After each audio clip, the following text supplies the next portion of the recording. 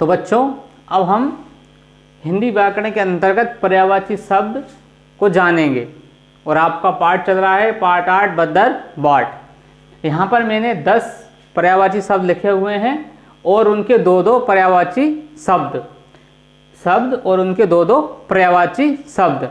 अब ये पर्यायवाची शब्द क्या होते हैं? पर्यायवाची शब्द क्या होते हैं मैंने आपको पिछली कक्षाओं में आपको बता चुका हूँ, हम लेकिन पुनः इसका अभ्यास करेंगे। तो पर्यायवाची शब्द क्या होते हैं, जिसकी परिभाषा ये है कि वे शब्द जो किसी शब्द समान अर्थ को बताते हैं पर्यायवाची शब्द कहलाते हैं। समान अर्थ को बताने वाले शब्द पर्यायवाची शब्द कहलाते हैं।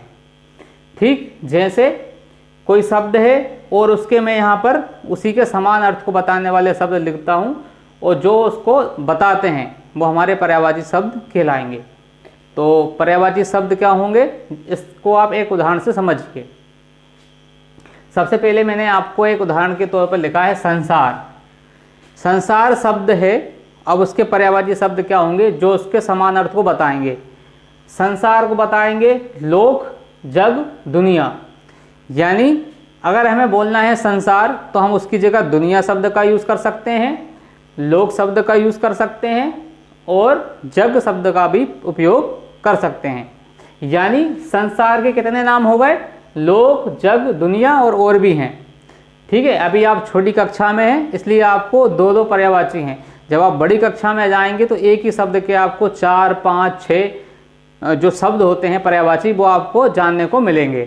ठीक, अब हम दूसरा शब्द देखते हैं। दूसरा शब्द है स्वर्ग। स्वर्ग का आ जाएगा पर्यायवाची सुरलोक, देवलोक। सुरलोक, देवलोक। स्वर्ग वो जगह होती है जहाँ पर देवता लोग रहते हैं, इसलिए हम उसको कहते हैं सुरलोक और देवलोक।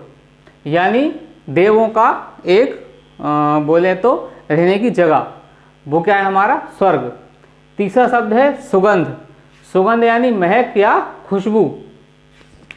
तो आप यहाँ देख रहे होंगे खुशबू, महक, सुगंध।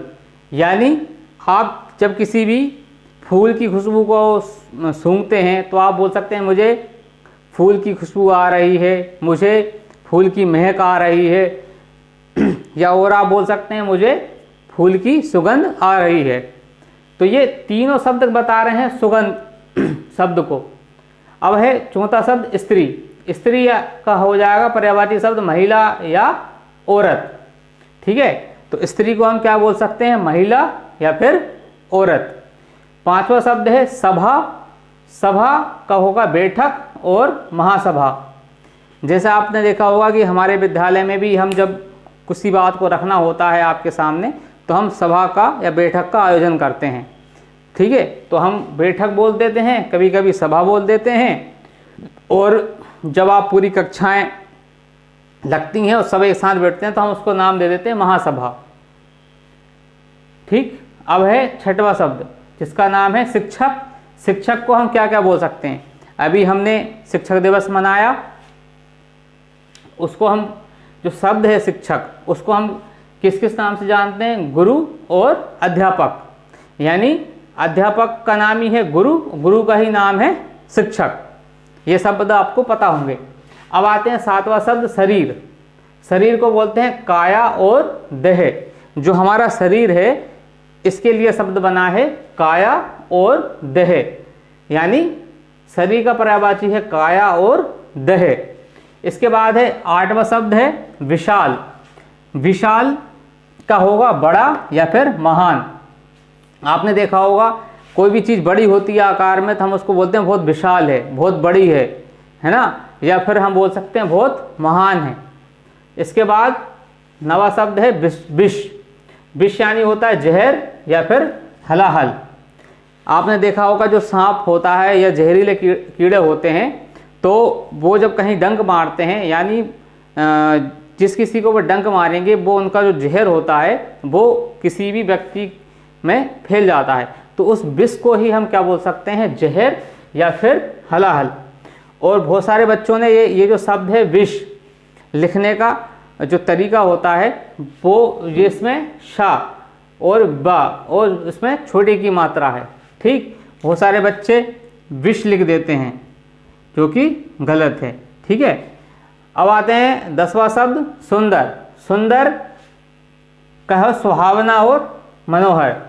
तो अभी आप जैसा देख रहे हैं कि जिस तरह का मौसम चल रहा है, पानी गिरता रहता है, सब जगह अच्छी वातावरण है, प्रकृति की सुंदरता है, तो हम उसको बोलते हैं कि सुंदर दिख रहा है वातावरण, या हम बोलते हैं सुहावना दिख रहा है, या फिर मनोहर दिख रहा है, जो भी आप इस मौसम में आसपास जहाँ का भी प्राकृतिक सुंदरता को देखते हैं। तो यहाँ पर कुछ शब्द थे पर्यायवाची, उनको मैंने आपको और पर्यायवाची बता दिए हैं। इन शब्दों को जानने के बाद इन शब्दों से यहाँ पर संसार, स्वर्ग, सुगंध, स्त्री, सभा, शिक्षक, शरीर, विशाल, विश्व और सुंदरता, इन शब्दों से आपको एक एक वाक्य बनाना है। अगर आप वाक्य बनाना जान गए तो आपको जो हिंदी व्याकरण है उसमें कोई भी परेशानी नहीं आएगी। अगर आप वाक्य बनाना जान जाएंगे तो आपको बोलने में, शब्दों के उच्चारण में और शब्दों के प्रयोग में जो पकड़ होती है आपकी मौजूद होगी। तो इसी के साथ धन्यवाद।